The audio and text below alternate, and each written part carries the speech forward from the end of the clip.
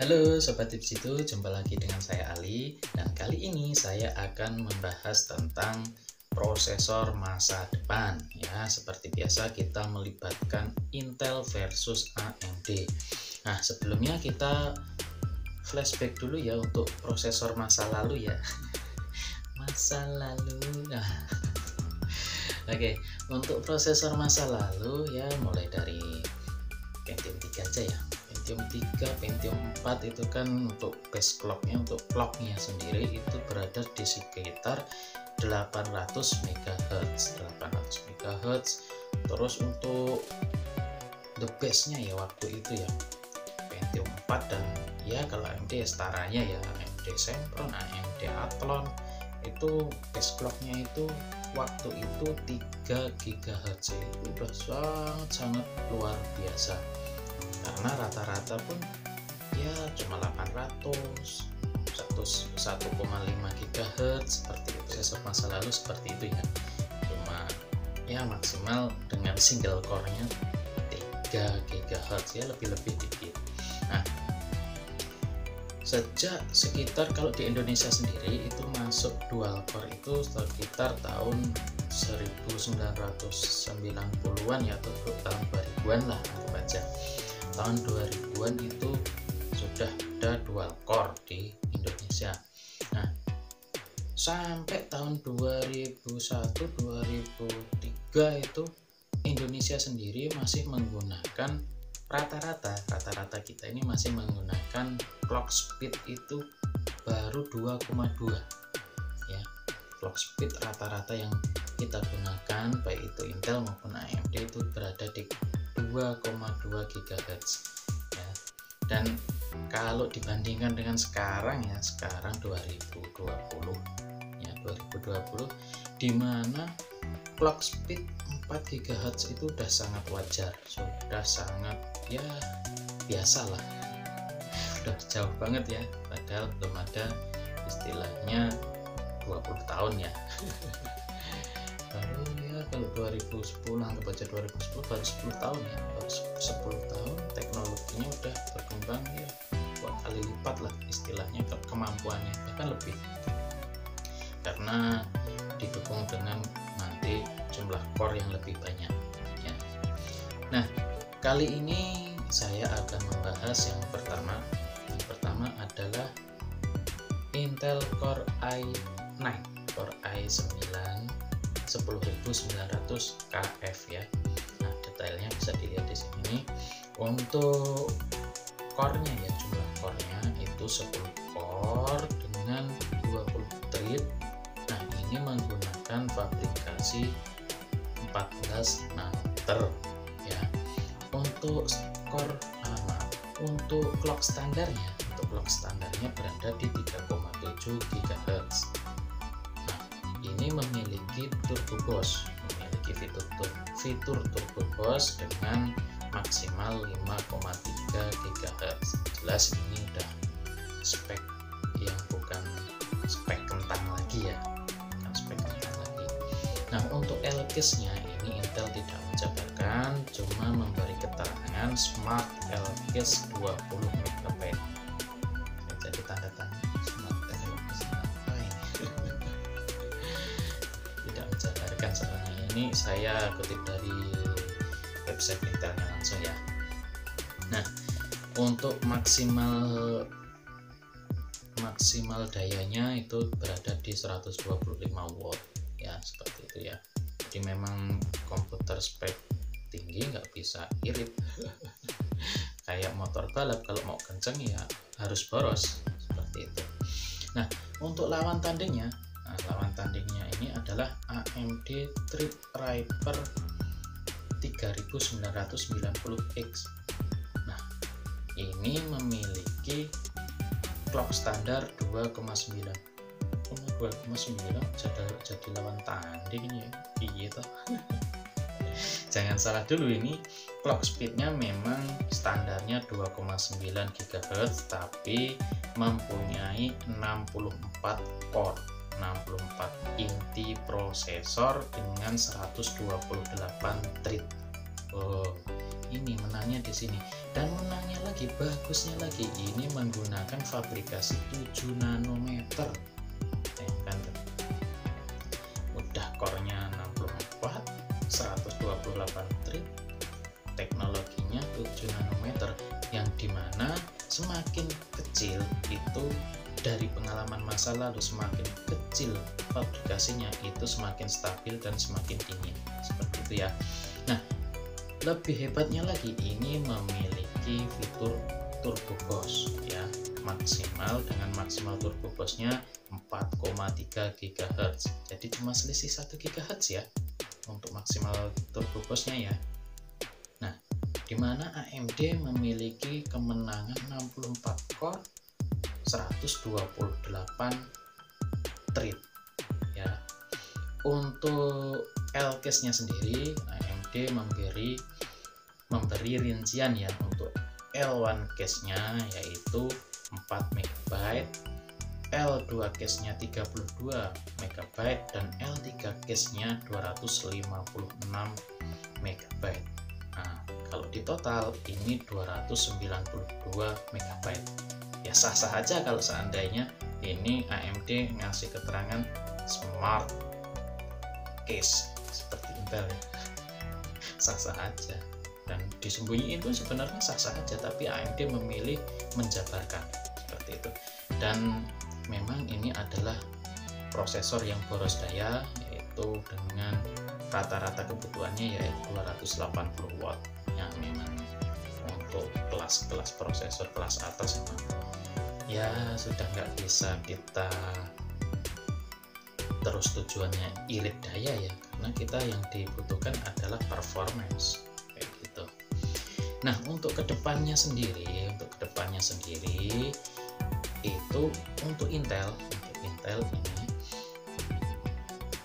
berdasarkan info yang saya kumpulkan ini, belum ada rencana untuk mengganti fabrikasinya. Jadi sekarang kan 14 nano ya fabrikasinya ya, belum ada rencana untuk berubah ke 7 nano atau 9 nano atau mungkin 5 nano, belum ada.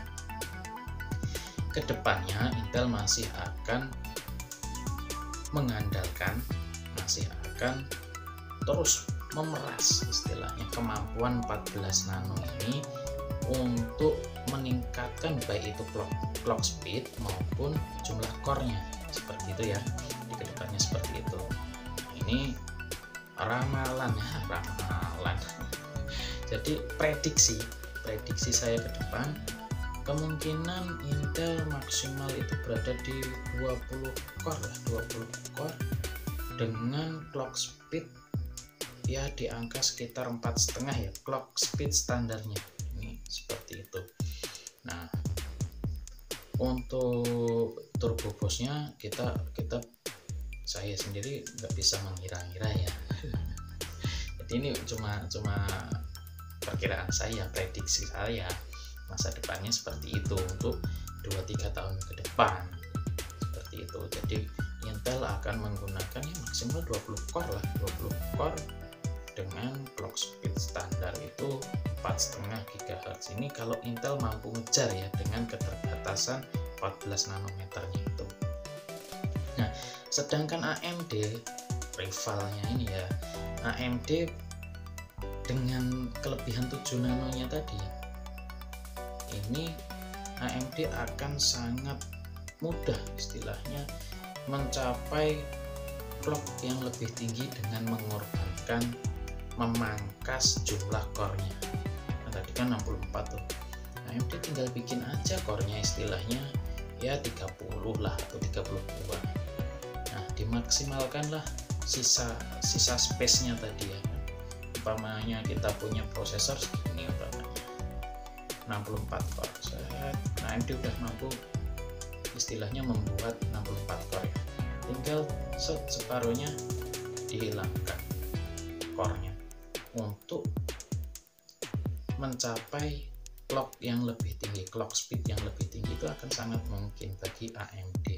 Tinggal gimana caranya lah istilahnya memaksimalkan itu.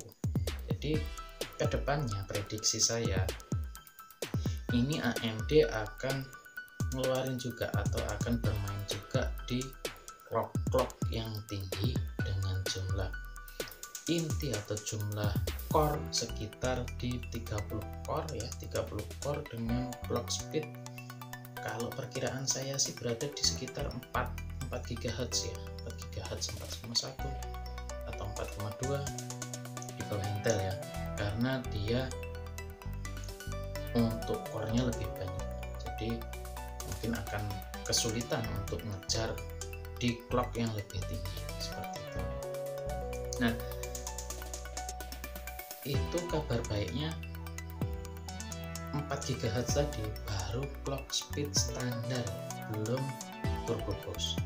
Untuk turbo boostnya mari kita ikuti saja perkembangan berikutnya. Ini dan sekali lagi ini cuma prediksi ya.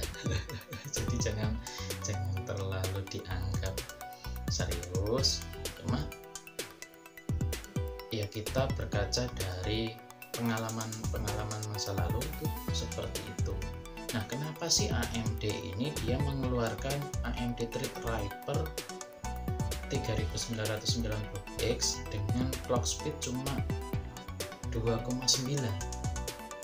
Kan kalau kita pikirkan nanggung, base clock speednya 2,9. Nah, ini argumen saya juga ya, jadi satu prosesor dengan clock yang banyak atau multi-core itu tidak akan aktif multi-core-nya, clock berikutnya sebelum satu core-nya itu mengalami istilahnya tingkat kesibukan proses. Jadi umpamanya kita buka aplikasi cuma Winamp yang kecil, dia nggak sampai menyibukkan prosesornya sehingga mengundang teman-temannya, clock teman-temannya ya kan, istilahnya kalau umpamanya clock ini adalah manusia, mungkin teman-temannya ya. Jadi ya ditanganin single core, nggak perlu membangkitkan multi core-nya, 64 core-nya, ya cuma dengerin musik kok ya.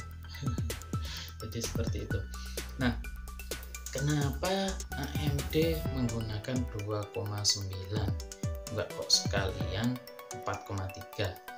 Jadi gini, karena ini jumlah core-nya banyak sekali ya, itu akan sangat beresiko jika clock speed standarnya ini adalah 4 GHz.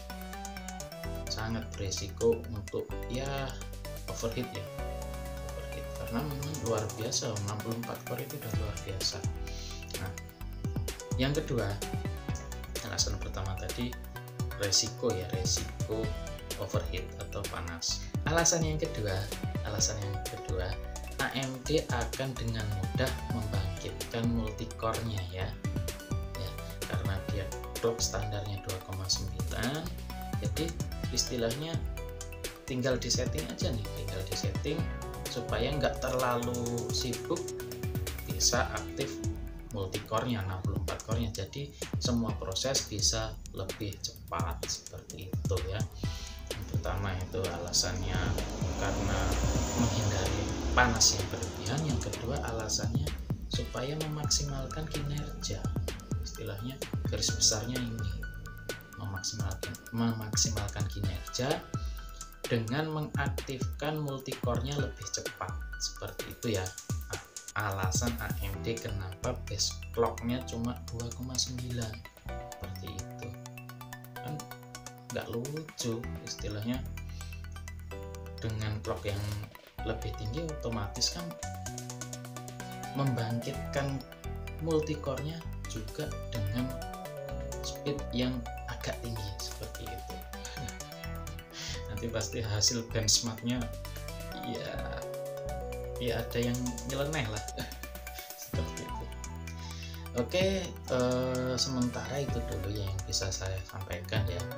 Kalau kamu ada pendapat lain silahkan komen ya kan. Setuju nggak setuju silahkan komen ya kan, atau mungkin punya pandangan lain silahkan komen. Dan kalau kamu suka dengan video-video yang semacam ini tentang kemajuan teknologi, ya kan, tentang gadget, tentang internet, pokoknya tentang dunia-dunia yang berbau kemajuan teknologi, silahkan kamu subscribe, tekan tombol subscribe yang ada di sini ya, di bawah sini ya, untuk berlangganan video-video menarik dari saya ya. Setiap 2 atau 3 hari sekali saya update video-video menarik semacam ini ya.